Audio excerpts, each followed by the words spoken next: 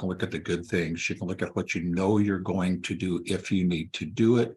You can relax, you can focus, you can center yourself and get away from disasters in your mind, because our mind will do a lot worse to us than most things outside of us will. Welcome to the Success Shift podcast with Dr. Irene, where you'll learn powerful tools from world-class experts to bounce back from burnout and shift into success mode in all areas of your life, your career and wealth, health and energy, relationships, and personal life. Welcome to today's edition, and my special guest is here for the second time, Daniel Kilburn. And Daniel's specialty is in disaster planning. We don't like to think about disasters, and the reality is, life happens. Life tends to throw curveballs, and so we can either hide our heads in the sand and pretend like, I don't see it coming, or it's not going to happen because I'm not paying attention to it. Or we can listen to Daniel and create our disaster plan and relief action, and then move forward with our lives. So welcome again, Daniel.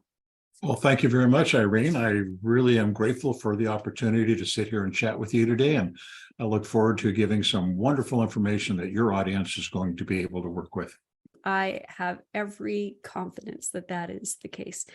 So jumping right into it, Daniel, looking behind you, you have your book, Disaster Planning. Thank you so much for the reminder that everyone needs to buy your book. The link will be in the show notes, and you'll make sure you get that to me, right? Yes, I sure will. Absolutely. And in the meantime, until they have a chance to order your book and learn from it, if somebody comes to you as a client, can you walk us through how you help them, whether it's after the fact or to prevent future, or maybe they're afraid of what might happen in the future? Absolutely. What I want to do immediately is we get on a short call, and I basically ask them, what do you want? What are you looking for? Because I've discovered that sometimes I might know what you need, but that might not be what you want. So I want to help you find what you want. So we drill down and discover what the needs are and the reason behind those needs. Because when we dive deeper and deeper with the what if, at some point we discover maybe that what if doesn't exist and it's not relevant. And then we can move forward or into a different pattern or a different path. So once the needs are discovered, then we simply put a plan of action together based on what your desirable outcome will be. Because I want you to tell me what your outcome is. I can't tell you because, let's be realistically here. If you make the plan, you're more likely to figure it out and do it. If I make a plan for you, that's cool. Here's a shelf, on the shelf, dust collect. Okay. So that's why I want to find out what your needs are, what your real needs are, what you can do about it. And I will give you guidance on how you can direct yourself and move, but it's going to be your plan. I can't plan it for you because I'm not going to ever be there when you absolutely need to use it. So that's not realistic. So it's a personal thing. So we make it personal and we keep it personal. And, it's so true, right? That one size does not fit all. Quite true. And yes. We all have different needs in our lives. So one of the reasons I wanted you to interview you again was, given that I help people who have gone through trauma, and that might be physical, mental, emotional, right, or it might even be like just what they came down to them from intergenerational or even epigenetic trauma. There is a hallmark of hypervigilance where they're constantly on the lookout and fearful for all the things that can go wrong and hurt them. And obviously there's a strong basis to it because it has hurt them in the past. Correct. And it's finding that balance between being realistic and preparing properly and allowing the fear and anxiety to rule your life. And so I know in the green room, you started to talk with me about how you help clients navigate that. Could you explain a little bit more, please? Well, as I said earlier, during the discussion of what it is that we're afraid of or what we're trying to control or work with in our life, when the individual develops your plan of action, what it does for you, it gives you a solid foundation. It gives you a foundation of relief, security, comfort, knowing very well that, yes, there probably are going to be some turd balls being thrown at you. You're probably walking on the side of a 2x4 and you got people shoving you, trying to shove you off, but that's just part of life. Okay. And my understanding is if you have a plan of action to take care of a specific type of issue, that concept and that tool and that framework can be used very broadly in a lot of other different types of instances because the tools are the same. Once we learn and discover how to prepare to push the crosswalk button to cross the street when the light's green, we recognize that, and it doesn't change in any crosswalk we go to, even though it's a different crosswalk. So that's the same way as when we build a plan of action, a disaster management plan. While it might be myopically focused for specific disasters, it's actually very broad as far as emergencies and what have you in the scope of your life. Because you have a plan, you understand the plan, you know how to work it. So if some other turd ball comes flying at you, you know how to duck it. That's sort of like my analogy on it. And it's such an important analogy. I believe we mentioned last time, and I'll just say it again. One of my favorite ways of looking at it is, if you go somewhere, say to a hotel, do you look at the fire escape plan map on the back of the hotel room door? To do so once is smart, right? Like, okay, so this is where I am. This is, the nearest emergency exit. But you don't spend the whole time staring at that plan. No, that would right. that'd be disruptive. Yes, absolutely. It would be disruptive and it would control your life if you did that. So it's important to know where you're at and how you would move forward. And then after that, the plan's there and you could set it to the side and you can move forward with enjoying the rest of your life. Yes, exactly. That's the way I propose it. Yeah. If you don't have a plan, then that's one reason people become more anxious because we don't know what to do. And that happens in families. I see a lot of parents who have the plan, but the kids don't know about it because mommy and daddy don't want to upset them. Well, mom, dad, they're upset because you haven't told them the plan. Do you have a plan? So that's the same thing we do within our own heads. We have a lot of these little voices talking to us. And so let's assuage those voices by letting them know we have a plan. So there's no reason to think about something that hasn't happened yet, because we have to plan to deal with it if it ever does happen. Absolutely. And you bring up a really great point that so often parents think they're protecting their children by not bothering them with these, the realities that curveballs are going to strike. True. And again, I do feel that there is a balance between being realistic and, shoving their face. I'll give an example. My oldest brother, who was an expert woodsman in northern Canada by the Arctic Circle, he drowned. Well, they presumed because they never found his body. And so one of the things that I made sure for my children was that I said, you have to have swimming lessons up until this level. In Red Cross, it's called like up to level 10 before you start doing like the instructor type stuff. Okay. And it wasn't, I didn't make a big deal out of it. It was just, no, this is the fact. You're doing this every single year. Is it always going to save them? No, didn't save my brother, even though he was an expert. And at the same time, it's what we can do. We live on the Great Lakes, and so water is all around us. So to me, it only made sense. Oh, absolutely. Yes. And let's do that. Yes. I also didn't say, don't go near the water. Because then they're going to want to go right near it. What's she keeping me from?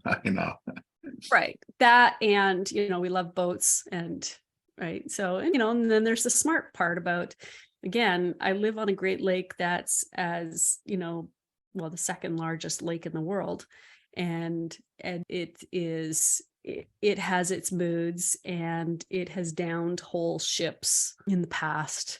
And so it's like, okay, you have a healthy respect, you know the conditions. There's your disaster planning, right? It's like you make sure that you check, okay, what are the winds are like? What is the forecast? What is, are you have your life jacket? So putting all of those intelligent things in place without allowing it to control your life. And I feel like that's what you do with your clients. Am I correct? Well, absolutely. I have my clients research whatever their demographic is. We all live in different parts of the country. And because of that, there's different types of natural disasters. On the Pacific West Coast, we have the wildfire season is getting ready to start. But fortunately, it's been raining all winter, so that might be a lot softer this year.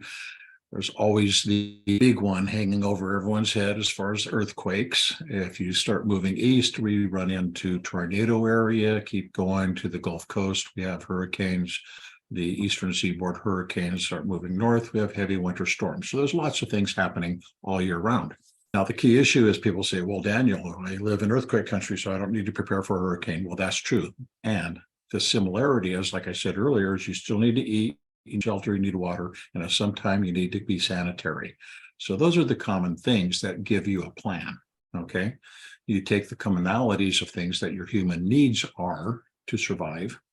And then it doesn't matter where you live in the country, you have a plan. Now, a lot of people don't think of that because, well, this is different, that's different. My situation is different than your situation. Do you sleep in a bed? Yeah, well, most everybody do. Do you eat food? Hey, most everyone does that too. So that's how we look at the commonality, and that brings the comfort. Because look, this is normal. Okay, we're going to do something normal, even if things are not normal at the moment. Now, I would hope that no one ever has to suffer these events, but the statistics are that 8 to 10% of the country will suffer them every year. This is just normal. This is what's happening. Can't do anything about that. Mother Nature's got her own. What we can do about it is prepare in advance, and that calls what you were talking about, people preparing for past events, trauma and drama. Well, okay, well, they're in the past. Do they run your future? Have they happened again? Are you bringing them into your life? So remember, we spoke earlier, what we focus on is what we create. We create what we focus on. So if we're always creating something bad in our life happening, then believe it or not, you got that stuff bad happening, and your body and your mind is creating a positive reinforcement loop that you are right. Okay. Let's be right about something different. Let's be right about the happy and the good stuff. We can create those. And it might take a while to do it, but it can be done because we have this little gray matter up here that's very malleable. And it's up to us to create our own existence. You're talking my language. Absolutely. Because I'm all about the power of the mind. And for our listeners, just want to, if you think it's fruit that you create your existence, because of, you probably heard that through law of attraction. Yeah. There is solid neurophysiological basis to it. Number one, because we have a part of our brainstem, like where all the inputs come in from the body, called your reticular activating system, RAS for short, because it's easier to say. And one of the biggest, not the whole, but the biggest function that the RAS has is it takes the millions of inputs that are coming in from the body. In other words, the sensation of the clothes on your skin, the feeling of a breeze on your face, what you're seeing, what you're hearing, what you're smelling, what you're tasting, right? Your internal sensations. It takes all of that. And because you would literally go crazy if you constantly felt every single sensation, right? There's like forms, unfortunately, of torture like that, right? The whole job is to determine what's important for you, to actually consciously be aware of these. And how it decides that is, number one, it kind of looks in your memory stores and goes, oh, they've experienced this before. They have a memory of this. This is important. Okay, I'll add that in. Or it disrupts you, right? In other words, it activates your like, cool, that's new. Like, and this might be a possible threat. You need to be aware of this, right? So these are the ways that your RAS kind of filters and catalogs what you are consciously aware of, which is why if you're driving along, maybe on a long trip that you've done lots of times before, and you can think about 1,000,001 things and probably go through whole towns or cities and not even realize that you've passed them. And then all of a sudden somebody pulls out in front of you and it's like, oh, I got to pay attention to this. That's right. That's one way. You're The other hypnotized way, driving. I've done that before. Yeah. right. It's that your unconscious mind is the one who's driving because, you've done it so many times. But the other part of it is, if you have already focused on this in the past, your RES goes, this must be important. They focused on this in the past, which is why what you focus on, you find. And what you focus on actually grows and you see it like everywhere. It's like, I really like that red car. And, and then all of a sudden you start seeing it everywhere, red cars everywhere, maybe even that brand. Right? It's like, because you're not, because all of a sudden all the drivers in the red cars decided to show up where you are. It's because you are filtering out and that's what you are now seeing. So if you don't realize this, you might get to think, well, everyone drives red cars. Everyone. I know. Right? I need to buy one now. Yeah. I need to buy one now so that I can fit in. Right. So in other words, it can literally become your perceived reality because guess what? Not everybody else is seeing red cars.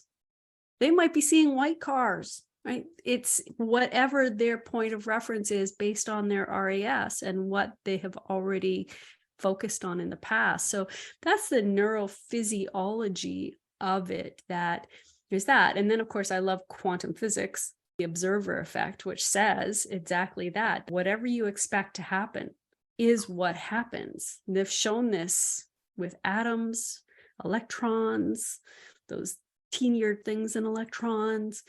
Right? In other words, we literally do create our realities, and whether we're aware of it or not. So I just wanted to give a little bit of background there, Daniel, because I started to geek out. But that's exactly right. And that's how, through my training and my courses, the idea is to create our reality. If and when we get into that negative situation, we've already got a plan of action created to get through it. So we're calm or relaxed. I'll tell you a story about Hurricane Irma in Florida.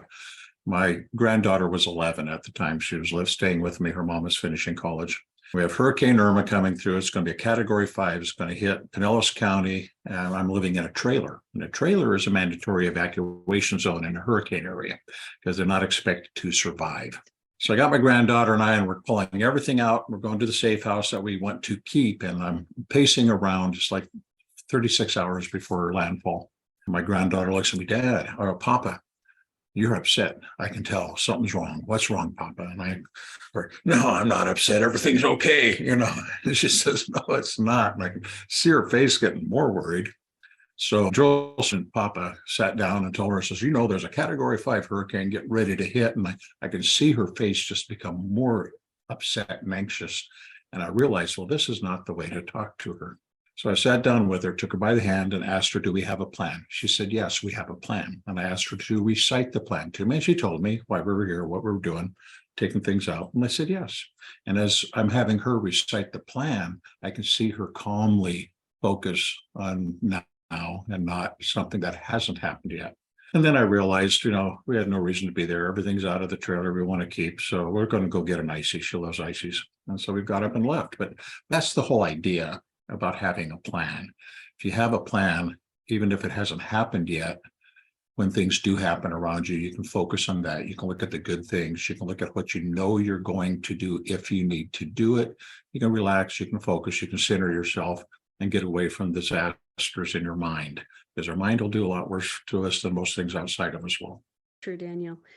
And thank you for bringing it home in a way that was a very strong depiction, number one, of why it's so important to talk to our children ways that they'll understand without scaring them needlessly.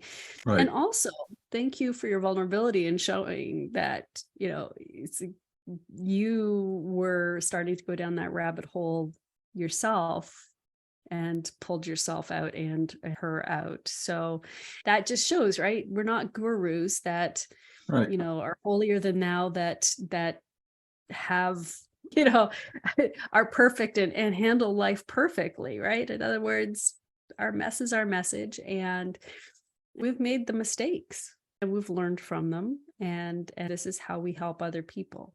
Well, one thing I do understand based on my military background and my life experiences, and this is one thing I told my granddaughter why I was anxious and upset, is no matter how good your plan is, if you've never had to use that plan, you're still going to be anxious. There's always that threat. There's always that overshadowing whatever. So you're going to have a little anxiety and you're going to have a little apprehension. It's normal. Okay. Because until that plan gets worked, you're not going to know that it's really going to work, even though you've done everything you can to make sure it will. And more than likely it will work.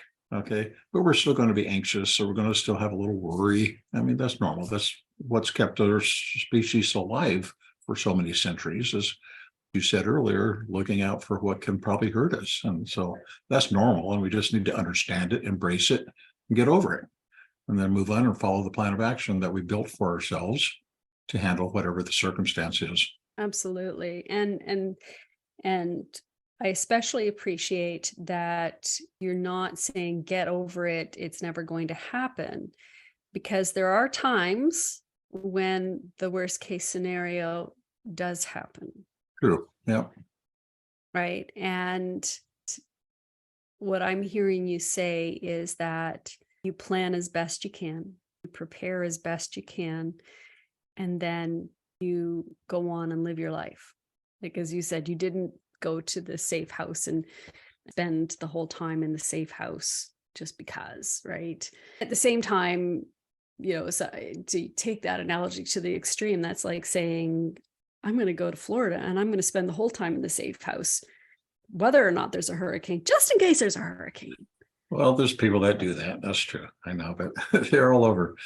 But the interesting thing was the hurricane hit 50 miles south of us. So we got big wind and a lot of weather, but it didn't directly impact us. So that just goes to show that sometimes the worst can happen and sometimes it won't. It's just they're supposed to be prepared and not need it, than need it and not have it. Absolutely.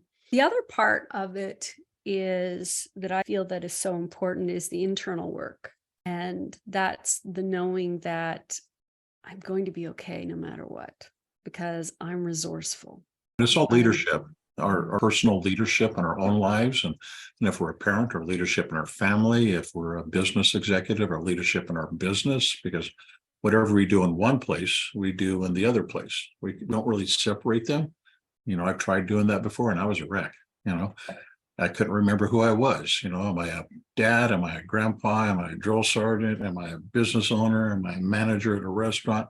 I had different hats on and I was all confused. Once I finally decided, well, this is who I am, and became that way everywhere, it was so much easier to live life. Absolutely. And as you said, that's not being a drill sergeant to everyone and to every part of your life, right? That is embracing the leadership. And as we work with clients, true leadership is an inside job, right? That I always say true leaders are made, not born.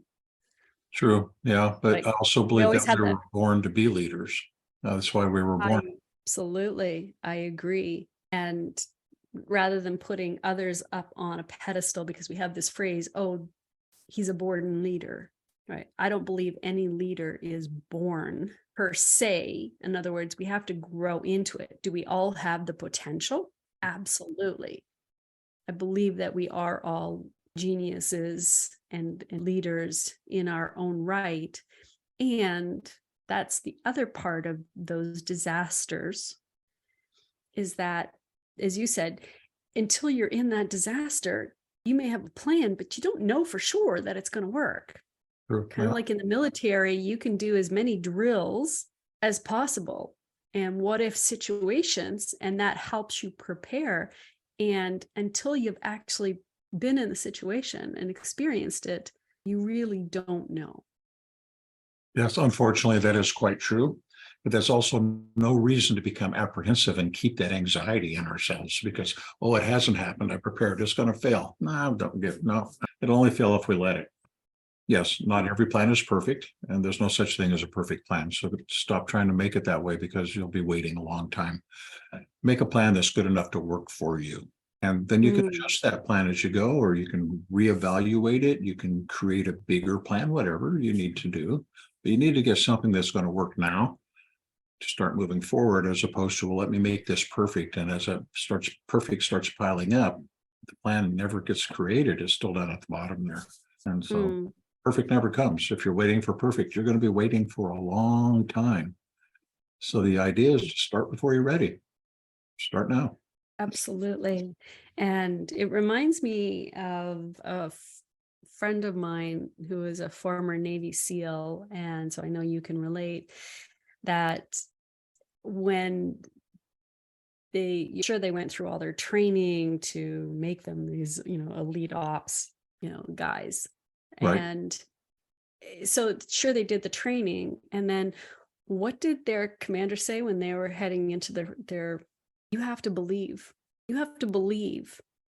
that you're coming out of this alive and thriving, because if you cannot see yourself coming out alive and having a great life afterwards, you're not making it out alive.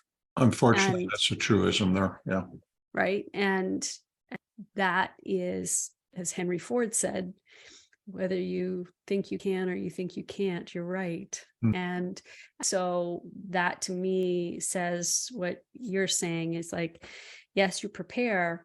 And then after that, you get on with life and you believe that you're going to be fine, because otherwise you're calling it into your existence through your belief, through your expectations. Well, life is a big training ground. That's the way I look at it. I mean, we're learning something new every day. We're trying to fix something. We're trying to create something. We're trying to repair something every day.